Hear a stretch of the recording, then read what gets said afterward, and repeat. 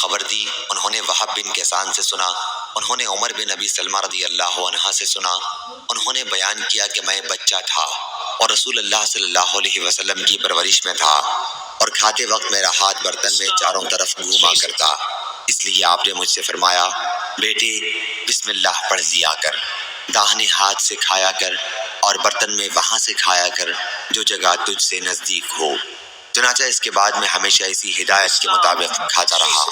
صحیح بخاری حدیث نمبر 5376۔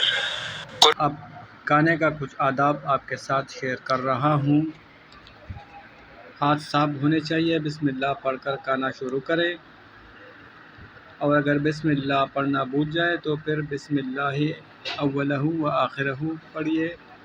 کھانا دائیں ہاتھ سے کھائے اور اپنے سامنے سے کھائے، دسترخوان بچھا کر اور بیٹھ کر کھائے۔ کھانے میں غائب تلاش نہ کرے۔